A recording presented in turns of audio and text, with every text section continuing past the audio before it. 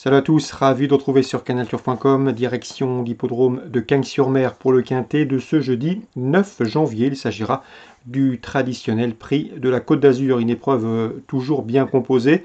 Mon préféré sera le numéro 16, Earl Simon, c'est un cheval de qualité.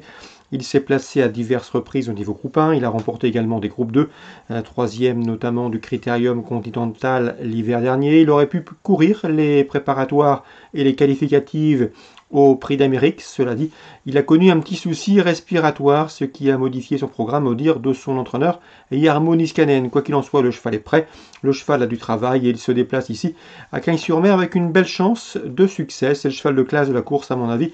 Il peut parfaitement s'imposer, d'autant qu'il est invaincu en 3 prestations sur cette piste cagnoise. Je lui poserai le numéro 15, Coach Franc-Bleu. Lui aussi est en forme, il vient de s'imposer sous la selle dans le prix Yvonique Baudin, le cornulier pour les apprentis. C'est un cheval qui a également de solides références au trot attelé, il effectue le déplacement avec des ambitions, il sera pieds nus pour l'occasion. Le 13, Bulle de Lomont, fait à l'évidence partie des meilleurs juments d'âge de la région. Elle possède une redoutable pointe de vitesse finale et à mon avis, dans cette course qui devrait être rythmée, elle devrait une nouvelle fois mettre son cœur sur la piste et s'allonger pour finir. Elle peut parfaitement intégrer le podium. Il faut également retenir en bon rang le 2 Brissel, qui est au mieux. Il vient de s'adjuger 2 quintés plus. Il va débuter à Cagnes. Le seul bémol en concernant, et c'est la raison pour laquelle il ne figure pas plus haut dans ma sélection, c'est qu'il a été déclaré non partant fin décembre 28 dans une épreuve, le prix de Bar-le-Duc, si ma mémoire est bonne. Le numéro 9, Éclat de Gloire, est irréprochable depuis plusieurs semaines. D'ailleurs, lors de ses 9 derniers parcours, il n'a jamais terminé plus loin que 3e. On lui note également une excellente 2e place derrière le champion Klingem dans la finale du GNT début décembre. Une confirmation est ici attendue. Je retiendrai également en bon rang le 7 Elsa de Belfond, qui depuis son arrivée dans l'écurie de Nicolas Hench, cette pensionnaire et cette représentante de Thomas Lévesque, n'a cessé de se mettre en évidence. Elle a vite trouvé ses marques dans la région.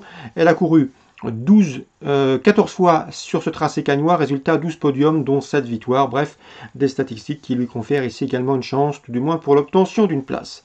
Des outsiders en fin de sélection, le 8 BPAM qui vient de s'imposer à Bordeaux, corde à droite, mais c'est également un bon rocher. Ce jour-là, à Bordeaux, il devançait le bon Classic Connection, de quoi incliner une certaine méfiance. Et le numéro 10, c'est Voltaire Giffon, un cheval transalpin qui a bien fait certes en Italie, mais également en Scandinavie. Sachez qu'il a terminé 4e de cette course l'an dernier. Certes, il partait en tête ce jour-là. Cette fois-ci, il devra faire face à une solide opposition, mais il tentera de faire aussi bien. En cas de non partant, on citera le numéro 6, Balzac de Souvigné, un nouveau transfuge dans l'écurie de Romuald de Maurice. 16, 15, 13, 2, devant le 9, le 7, le 8 et le 10, mes préférés et ma sélection pour ce quintet du jeudi 9 janvier à Cagnes-sur-Mer. Suite du programme, le deuxième, j'aime beaucoup le 212, Good Morning, qui pour ses débuts à Gagne a bien gagné sur ce tracé en 1,15,5, soit la meilleure édition kilométrique du peloton sur ce parcours.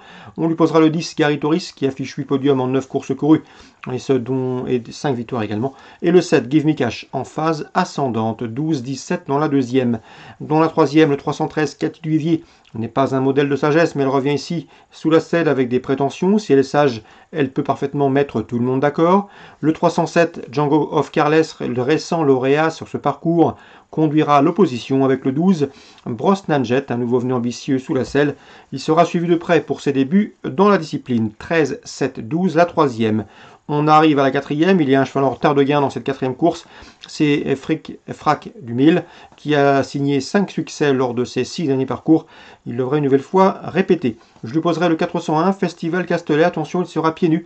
Ce n'était pas le cas lors de ses 2 derniers parcours. On passe à la 6e avec le 612. Dans cette épreuve, c'est Émancourt-Bléquin. J'ai pu m'entretenir avec Jérémy Koubich, l'entraîneur de Émancourt-Bléquin. Il l'a placé pour le meeting d'hiver dans l'écurie de David Beckert. Ils ont l'habitude de travailler ensemble. Un cheval qu'il aime bien, un cheval de qualité qui, à mon avis, va bien finir et qui pourrait parfaitement terminer sur le podium de cette course. C'est à mon avis un concurrent sérieux pour le 15 DS du Plessis et qui sera pieds nus pour ce bel engagement au plafond des gains. On termine avec la 8e, attention 804 Diga de KO. Elle a bien fait cet été sur cette piste et sur ce tracé. Ici, elle monte en puissance. L'opposition semble des 5 cordes, l'engagement est intéressant. Elle devrait refaire parler d'elle. 804, 10 gars de KO. On résume tout ça en chiffres rapidement pour Cagnes. Deuxième, 12, 10 et 7. La troisième, 13, 7 et 12. 407, 401, 612 et 615 et 804. On peut parler également de Pau en Réunion 3. Dans la première, difficile de faire 100, le 101 Blue Eyes qui vise ici une 5e victoire consécutive. L'opposition pour lui, sans doute le 3 Poporo, lui aussi irréprochable depuis plusieurs semaines. Et le numéro 4, Mad River, qui dispose d'une belle chance théorique. 101, 103, 104. Dans la deuxième, le 201 Crack de Rêve est le cheval de classe du lot. Il bénéficiera d'une décharge, certes il conserve un poids élevé, mais pour son retour sur le steep, il trouve une belle occasion de s'imposer. Le 201 Crack de Rêve. Attention également au 203 Chestnut Dream. William Menuel aime beaucoup, c'est un cheval de qualité, un cheval qui compte déjà 11 podiums en 19 courses courues et surtout, il connaît très bien l'hippodrome de Pau pour y avoir déjà gagné et s'y être produit à diverses reprises. Donc 201 203, mes deux préférés pour ce deuxième rendez-vous palois. Dans la sixième, le 602 Squamish, toujours un gant malgré le poids des années, il a 10 ans, mais il a assez peu couru, il devrait pouvoir s'illustrer car c'est un cheval qui se plaît sur la PSF. 8 courses sur le sable, déjà 6 podiums, dont 3 victoires et une victoire obtenue pour son unique sortie sur cette PSF paloise.